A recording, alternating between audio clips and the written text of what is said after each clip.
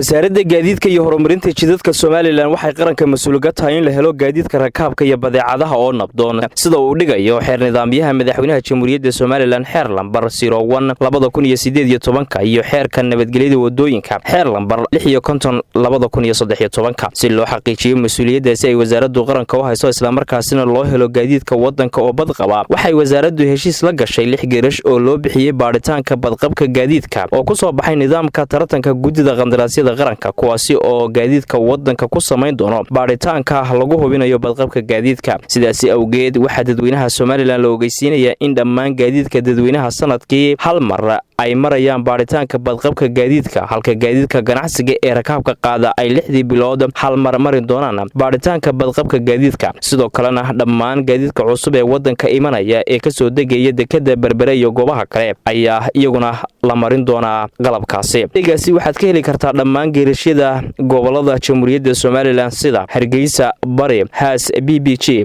Hargeysa Galbeed Al-Sharaf Boorama Amal BBG Burco Annafora an Dora BBG Berbera Alfatag Lascanood Haas BBG sida aawadeed waxaanu dadweynaha reer Soomaaliland ogeysiinaynaa mar labaad ku adkaynaynaa in adeegaas ay ka heli doonaan 1 March 2020 dhammaan xarumaha baaritaanka badqabka gaadiidka ee ku kala yaala gobolada Jamhuuriyadda Soomaaliland adeegaas runtii gaadiidka loo sameeynaya wixii naga caawinaya yareynta shilalka iyo in la helo gaadiid nabdoon oo la hubiyay oo lagu kalsoon yahay tayadooda adeega marka 1 March la bilaabo ilaa iyo wuxuu socon doonaa 1 July muddo 5 bilood buu socon doonaa 1 July marka la gaaro waxa insha Allah wasaaradda gaadiidka iyo wasaaradda maaliyadda wada shaqeynaya ay hubin doonaan gaadiidka qaatay ee maray baaritaankaas oo kaliya in la siiyo warqadda ogolaanshaha wada marista